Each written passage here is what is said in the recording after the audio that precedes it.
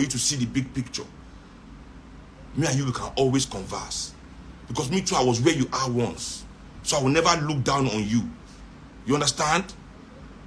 I will never look down on you. Now me campaign for Tinubu for 1999. 1999, I was barely 18 years old. Why? Because I knew him with my father. I knew him with my uncle. I followed him. I did Yoruba politics. Yoruba will be free from this Nigeria. Because I was a fool. I was a fool in those days. I was young. I was naive. I believed in what I could see. But the more I understood and learned, because I didn't just stay in that position of privilege. Say, I don't know Tinubu. I don't get mad for Lagos. Everybody, see me, I they do anything where I like.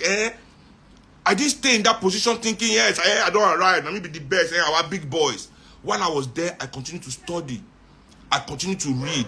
I continued to develop my political consciousness. Because if what we are saying is true, that we are looking for the best way to be, then we must all continue in a certain way, to work and be better, to be better knowledgeable. So I continued, and the more I continued to study, the evidence in front of me proved to me that these people are not what they say that they are. And I can guarantee you that Tinubu cannot say he has seen me in almost 10 years. More than 10 years, if care is not taken. He cannot tell anybody that I saw Seun here or Seun called me there. And in more than 15 years, he will tell you that Seun will teach political anything. He will tell you, because as soon as I saw that what was happening there was false and selfish, I stepped away. It no longer matched my political consciousness. So that's growth. And I accept that for everybody. You must continue to grow. You must continue to have sense. You cannot be stuck where you are thinking you are doing the best without studying to know what's going on. So if you are staying where you are politically thinking you know, then after I said to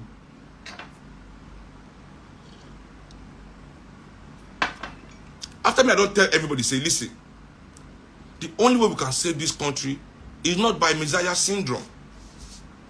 We must find a movement that not only replaces our president,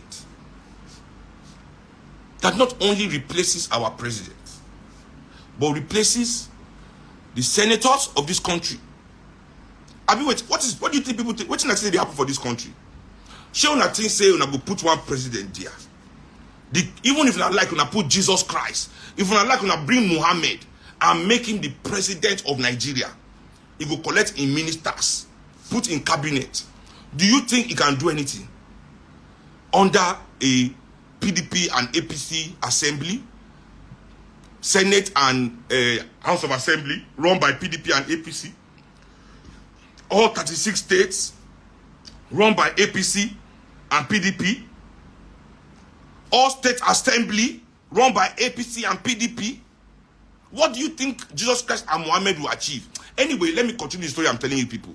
Let me continue the story because I want you people to understand the scope. So I was with Labour Party in 2018 when they called this protest. I don't protest for 2012. I don't protest. I still say when we protest, did the whole hard work. They went to do meeting behind our back. This same labor union, the neck of the Labour Party, went to do meeting with Jonathan behind our back, came to an agreement behind our back, refused to call us to a meeting. The way they called us to a meeting before they started protest, they didn't call anybody to the meeting. When they ended protest, they accepted on their own, protest over. Then I started to investigate protests. I started to study protests to see what part of the world protest has ever changed anything.